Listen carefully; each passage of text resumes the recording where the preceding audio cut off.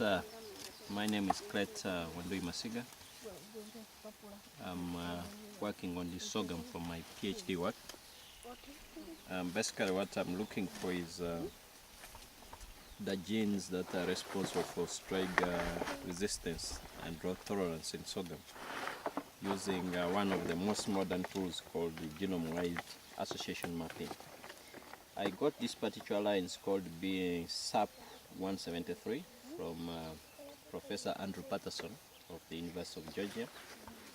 He had done a sequence of this, but we want to find out how does it respond to striga infection. So I have some of this material that I'm screening in striga infected fields. This is a generally dwarf line, which is not common of the lines we have in Africa. The other line that I have here is, this is a puripuri. A puripuri is a line in Uganda which is used for making beer. It's generally gives a good head. It matures in roughly 100 days.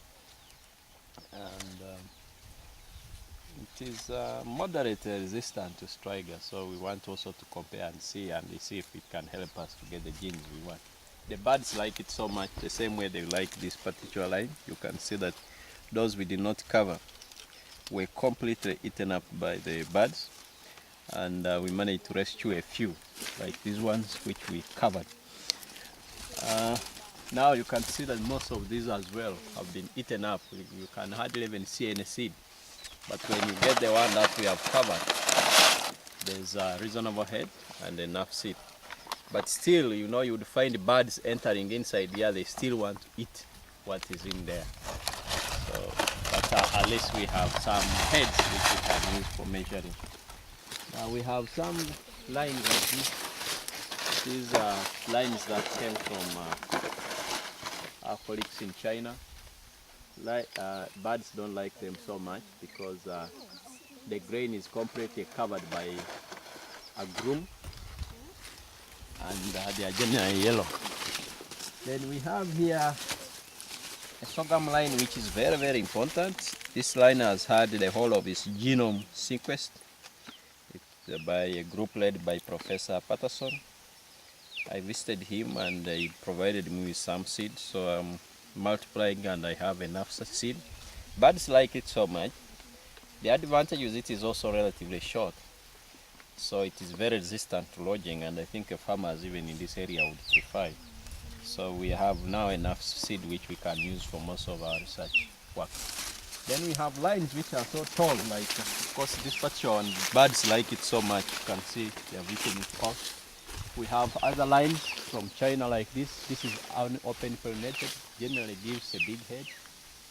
Gives plenty of seed, resistant to bird damage. Then we have this line called Keller. It takes a very long time to mature, 4 months plus. It's very sweet. And it has had its genome resequenced as well. Then we have this line which was developed by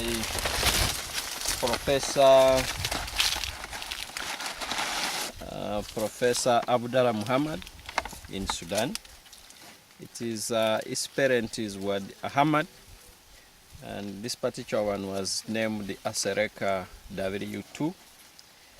It's generally resistant to striga, and birds also like it so much. In Sudan, it's generally developed for irrigated fields, and this field is not irrigated. Maybe that's why it's not performing as well. But generally, it's not a very bad one. It still gives something, and this gives you up to almost 2 tons per hectare.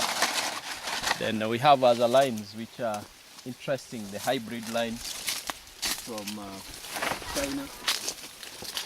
This hybrid line is hybrid 6. Which was developed by the Institute of Botany at the Chinese Academy of Sciences, led by Professor Jing. So Professor Jing gave me some of these to try them out, and I've proved that these lines can give you up to 10 tons per hectare. So if farmers in this region would adopt them, would increase the yield significantly. Then we have some lines like this. This is a line developed in Sudan by Professor Abdallah Muhammad for resistance to striga. In Sudan it matures in 70 days, but here it is maturing in 90 days. It's taking slightly a long time. I don't know why, maybe it's due to lack of adaptability. It's generally a rain-fed line. Its yield is not so much high, but if you go to a field which is totally damaged by striga and they still have something, that will be good for farmers. Yeah. And then we have even so many other local lines like these ones, which have been developed, and birds like them so much. Their parents are actually coming from those sweet lines which are made for beer production here in Uganda. And then we have others which are so tall, like Mavere Mingi. Then we have Otushi type, which is from Kenya. And then we have this very interesting line also from Rwanda. Birds don't like it so much. It is red, very heavy seeded. Its performance here is really wonderful. And we are screening it as well. Then you can see the ochutis there. This particular line, in this particular field, this is N13, the donor parent for striga resistant genes. Birds love it so much. We have completely damaged everything here, but fortunately in research we do replicates. So we have another field where you will find we have sufficient seed. And but for now here, as you can see, there's nothing. Then this particular line, this was obtained from Professor G. It is an open pollinated variety. Its performance is really comparable to most of what we have here. Birds don't like it so much. And this is, I think, Etian. It gives you a reasonable yield, generally sweet, and they would probably get the food scientists interested in this to find out the nutritional contents in most of these ones. And this is a hybrid from China. You can see the kind of head it has, very heavy head. And we hope soon the government will get interested. I've already interested many government officials, and they seem to be excited, so we are hopeful they might take interest and have this commercialized in the country. And of course we are doing most of this at Sabunyofarm, where 3 blocks have been allocated to this sorghum production. And we have very many people who come to visit this, and they seem to be getting really interested in the kind of work that is taking place here.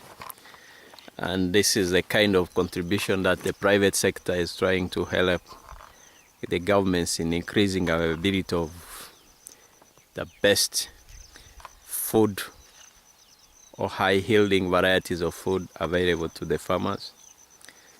And there is a lot of commitment now that all public institutions should actually partner with private institutions. So most of the lines we have here are actually lines that have not yet been released to farmers here, but we are also comparing their production to the farmer preferred varieties, at least in this region. So this particular line is an open pollinated. It gives up to 7 tons per hectare, and we would want to see this get to the farmer's field as well. And if this would get to the farmer's field, we would definitely have made a big contribution to improving the livelihoods of the farmers here in the region.